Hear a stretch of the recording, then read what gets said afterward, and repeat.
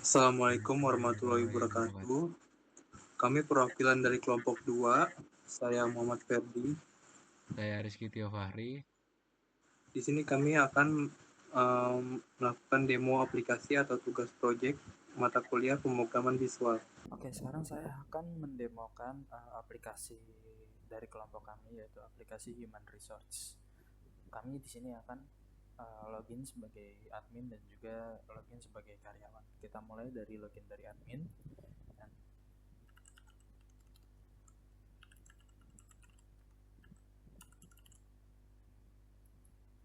Oke, sekarang kita sudah berhasil login sebagai admin. Di sini kita bisa melihat jam, hari, tanggal, bulan juga tahun sekarang secara real time. Lalu di sini ada nama dan juga level user. Nah, di sini ada menu, yaitu ada menu home, master, gaji, dan juga report. Nah, kita akan mulai membahas dari menu master. Nah, di menu master di sini ada form karyawan. Nah, di form karyawan ini kita bisa melihat ada tombol tambah, ada tombol pencarian, dan juga ada tabel user. Nah, sekarang coba kita akan menambahkan data. Oke. Untuk di tabel karyawan, ID karyawan ini otomatis akan terisi.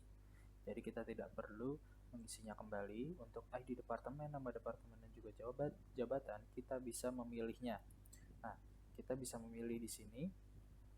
Nah, di sini ada banyak, kita pilih salah satu aja. Misalkan production. Misalkan kita menggunakan email.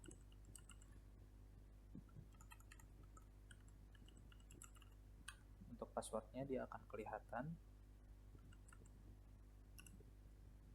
Nah, untuk nama karyawannya kita bisa berikan nama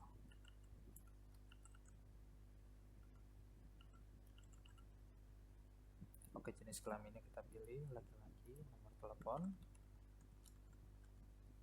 Untuk tanggal lahir kita bisa sesuaikan. Misalkan di bulan September tahun 1999, tanggal 4. Untuk alamatnya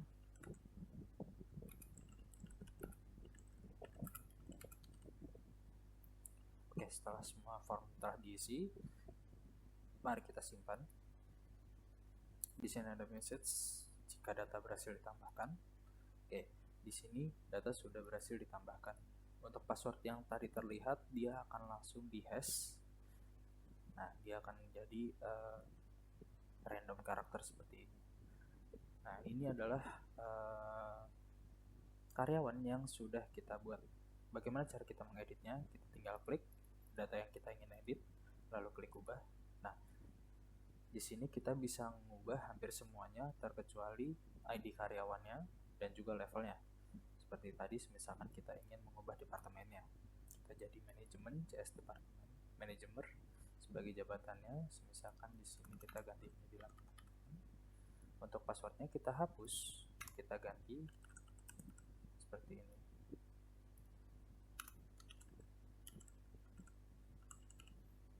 Namanya kita ubah, misalkan menjadi. Nah, lalu untuk jenis kelaminnya, misalkan kita ubah jadi perempuan. Untuk tanggal lahirnya kita sesuaikan lagi, misalkan 1990, bulan Juli, tanggal 11. Untuk alamatnya, misalkan kita tulis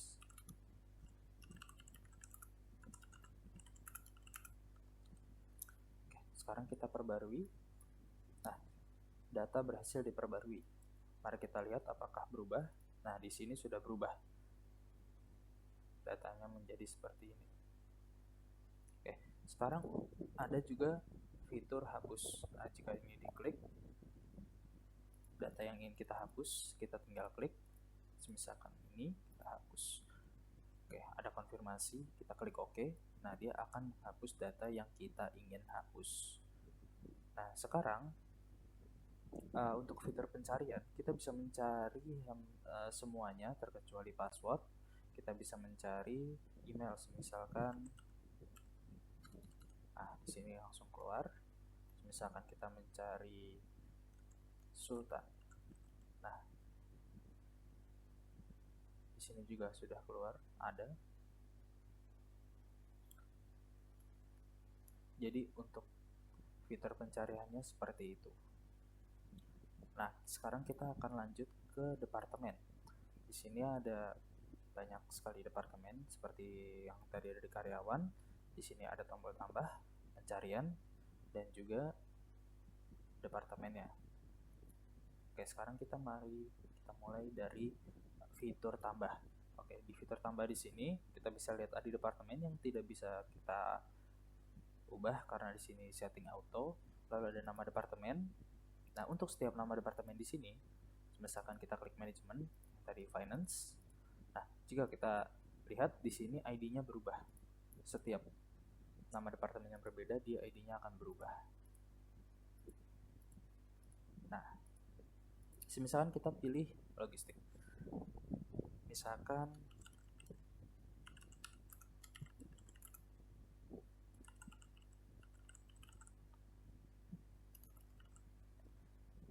kita simpan data. Oke, mari kita lihat. Oke, di sini sudah ada. Bagaimana cara mengubahnya? Sama seperti tadi yang ada di karyawan, kita tinggal klik data yang kita ingin ubah, lalu klik ubah. Nah, di sini hanya kita bisa mengedit jabatannya saja. Karena nama departemen ini menyatu dengan ID departemen, jadi ini kita tidak bisa ubah-ubah. Nah, misalkan kita ganti jadi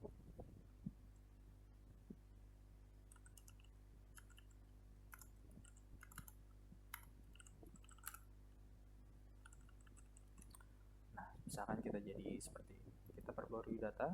Nah, kita lihat apakah datanya berubah. Nah, di sini datanya sudah berubah, jabatannya menjadi dropshipper liaison. Untuk pencarian fiturnya sama seperti tadi. Misalkan kita cari, nah, di sini akan muncul. Misalkan kita cari ini, nah, fiturnya masih sama seperti tadi pencariannya. Lalu kita akan beralih ke form sakit yang akan dijelaskan oleh teman saya, yaitu Muhammad Ferdi.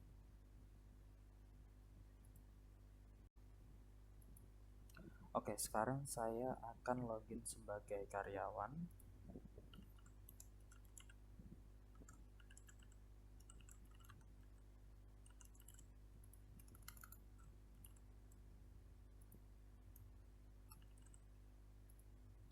Oke, sekarang kita bisa melihat di sini adalah form dari karyawan. Masih sama seperti tadi, di sini ada jam, hari, tanggal, dan tahun. Lalu di sini ada juga logo, di sini juga ada nama dari usernya dan juga levelnya. Di sini ada 3 menu, yaitu home, absensi, dan juga report. Nah, saya akan membahas menu absensi, yaitu menu absen formnya. Nah, untuk absen di sini kita tinggal klik absen. Nah, di sini kita akan langsung terabsen. Dan karena kita tidak masuk di jam 8 pagi, nah di sini ada keterangan yaitu terlambat. Jika dia hadir atau masuk di bawah jam 8, nah di sini keterangannya akan menjadi tepat waktu. Nah, untuk jam pulang, cara absen untuk jam pulang yaitu kita tinggal klik absen lagi. Nah, absen pulang berhasil. Nah, di sini absen pulangnya telah berhasil.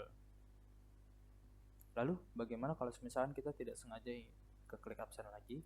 Nah, di sini tidak bisa karena ada message yang mengatakan Anda sudah absen masuk dan pulang hari ini.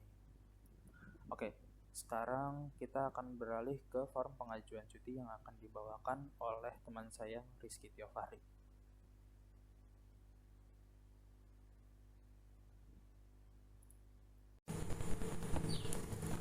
Assalamualaikum warahmatullahi wabarakatuh. Nama saya Muhammad Ferdi. Di sini saya akan menjelaskan tentang fitur sakit yang ada di proyek aplikasi kami, yaitu aplikasi SR. Pertama, kita masuk sebagai admin atau login sebagai admin.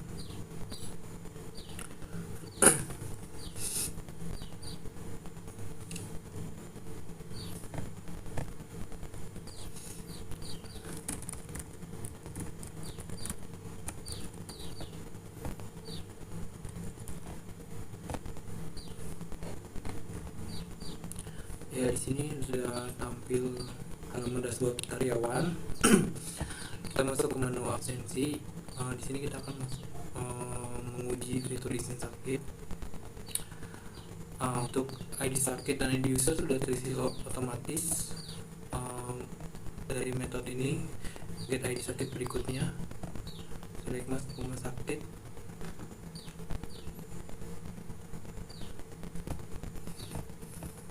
Di sini kita langsung isi keterangan aja.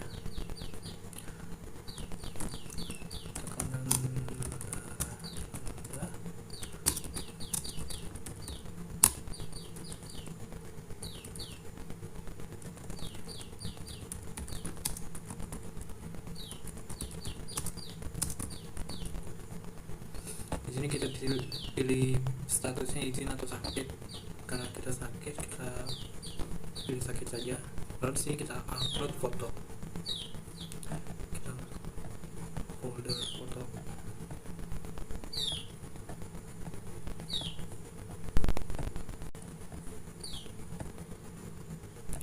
Ini sudah tampil. Lalu kita klik simpan. Kita klik simpan. Data sakit atau izin berhasil disimpan.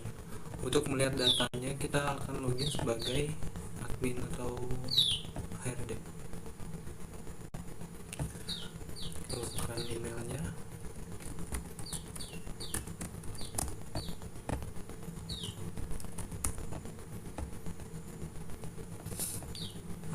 Sudah masuk di halaman dashboard admin. Kita pilih menu sakit. Sudah tampil datanya. Kita klik, sudah muncul keterangan beserta dengan bukti fotonya. Lalu kita statusnya di sini seharusnya pending ya, atau menunggu setujui, cuman belum dirubah. Kita setujui saja langsung. Permohonan disetujui.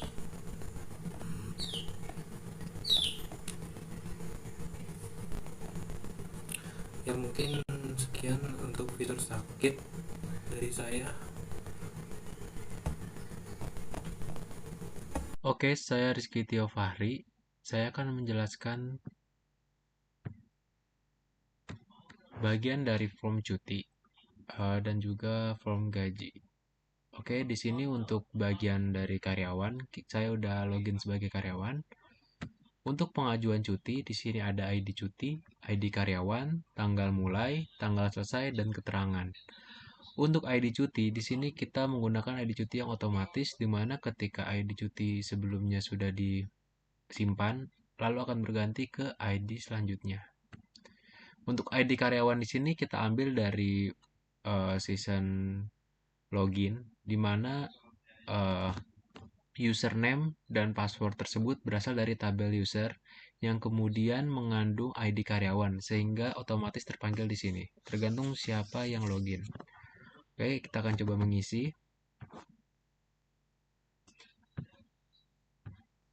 Lalu keterangannya kita buat pergi. Simpan. Otomatis ID cutinya bertambah. Oke. Dan formnya sudah terkirim ke database. Lalu kita akan coba lihat ke dalam tabel, ke dalam bagian admin ya.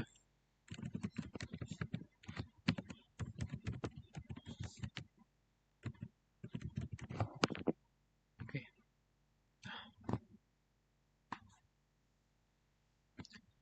Untuk di admin, di sini ada form verifikasi cuti, di mana form ini berisikan tentang karyawan-karyawan yang mengajukan cuti.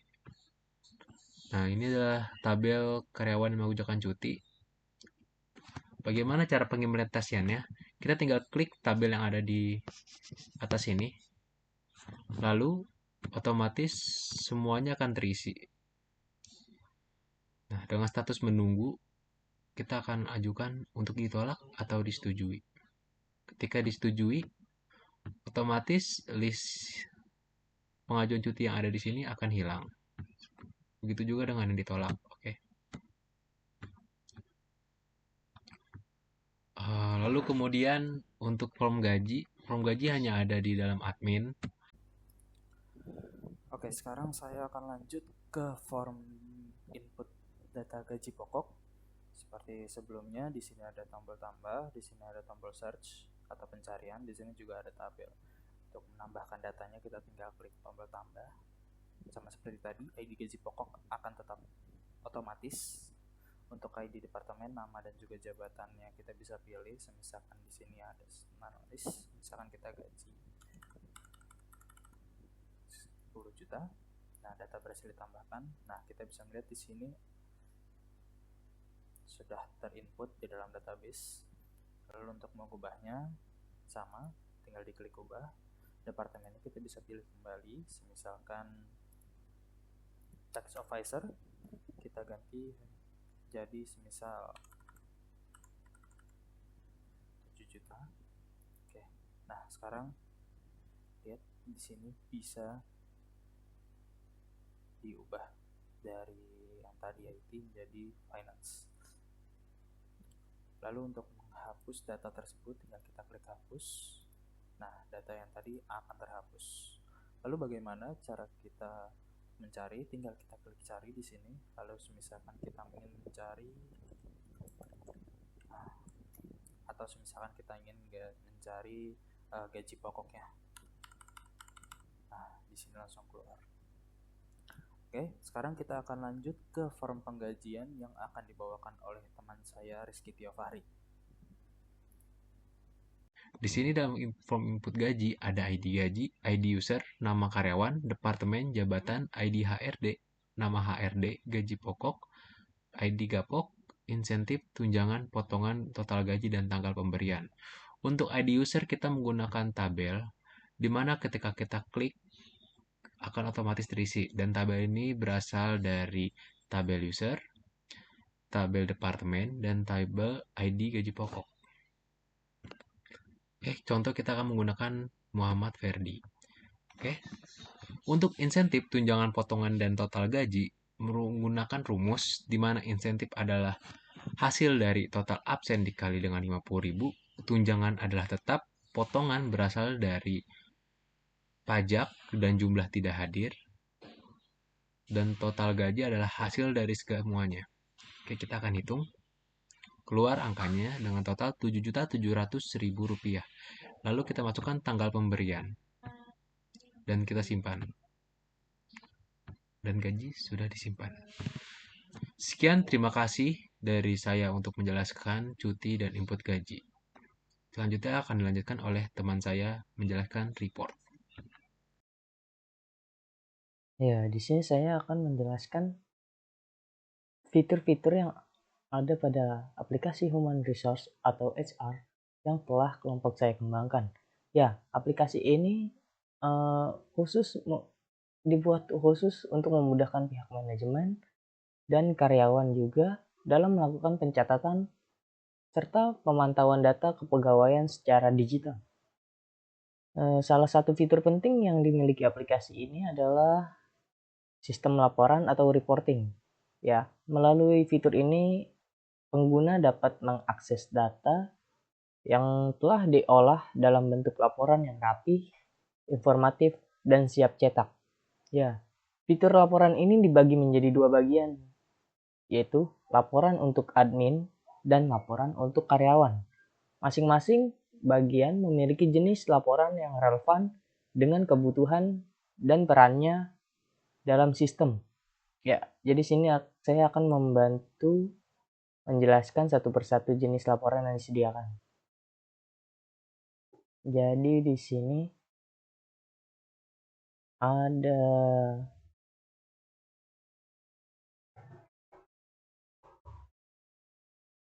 saya di sini adalah seorang admin misalnya. Nah, lalu kita memiliki akses penuh dalam seluruh data laporan dalam sistem ya. Admin dapat melihat data absen, terus juga data sakit dan izin, data cuti, serta data gaji dari seluruh karyawan. Ya, ini adalah tampilan dari report ya. Nah, di sini kita bisa memilih laporan, ya, pilih jenis laporan. Yang pertama itu ada data absen, ya, laporan data absen. Tampilannya kira-kira seperti ini.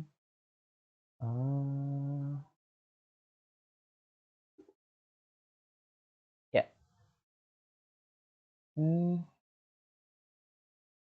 Laporan di sini terlihat ya, laporan absensi. Dalam laporan ini, admin dapat melihat secara lengkap informasi mengenai aktivitas kehadiran yang ditampilkan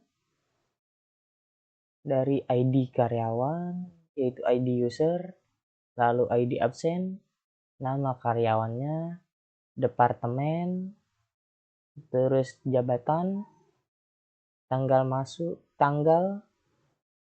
lalu masuknya jam berapa, pulangnya jam berapa, status hadir.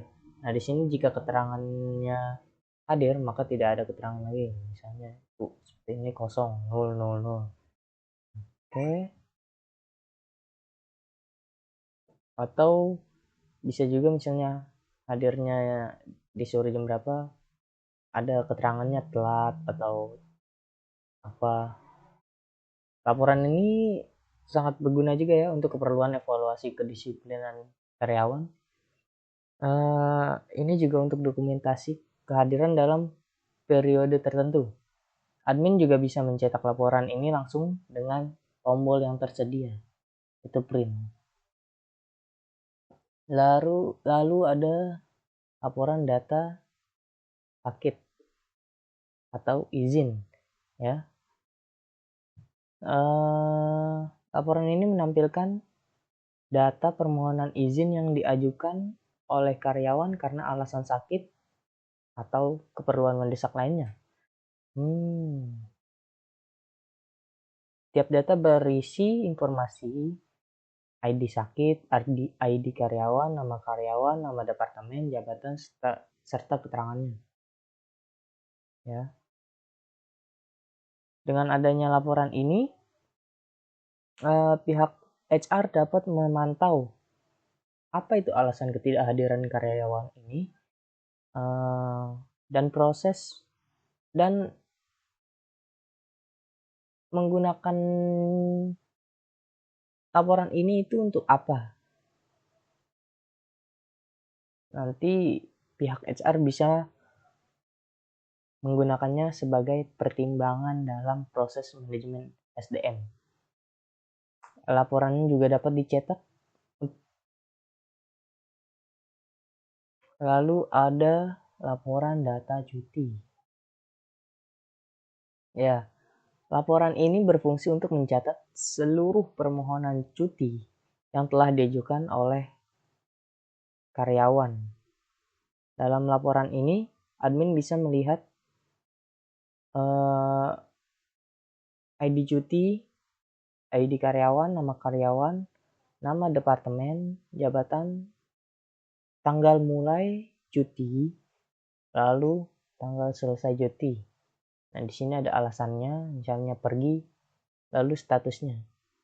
Admin bisa menolak, bisa menyetujui, ya. Fitur ini membantu banget pihak HR dalam memantau jatah cuti, menghindari konflik jadwal, dan menjaga efisiensi sumber daya yang ada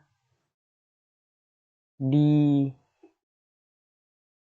kantor lah istilahnya.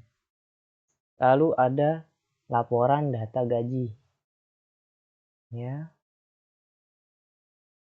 Nah, yang terakhir dari admin itu adalah laporan data gaji yang menyajikan informasi penggajian karyawan secara rinci dan transparan. Setiap entry menampilkan nama karyawan, nama HRD, nama departemen, lalu jabatan, gaji pokok, insentif, tunjangan, potongan, total, serta tanggal.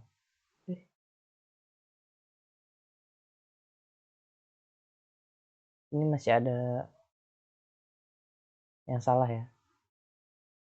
Lalu kita visibility ke karyawan ya. Selain admin, karyawan juga bisa melihat report, yaitu report.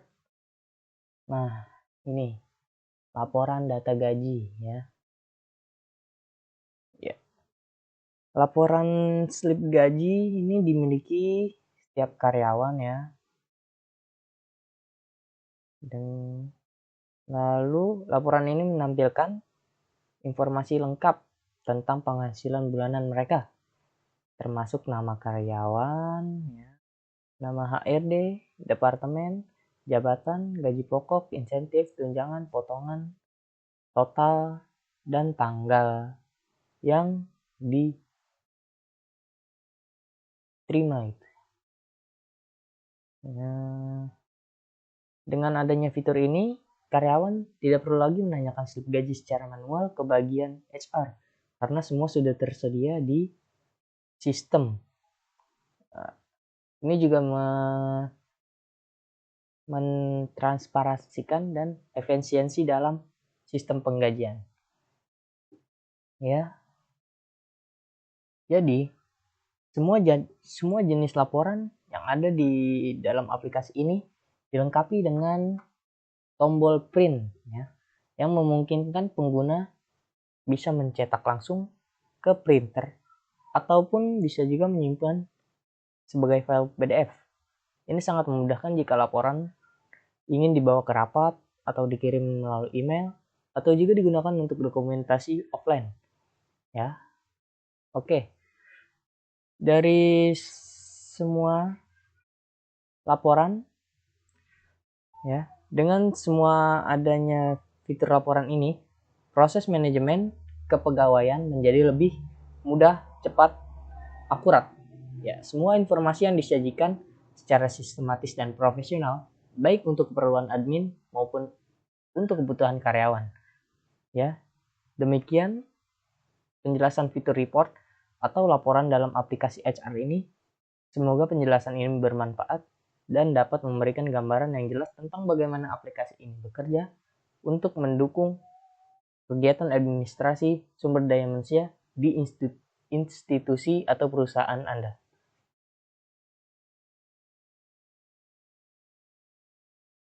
Sekian, terima kasih dari kelompok kami. Jangan lupa untuk komen, like, and subscribe.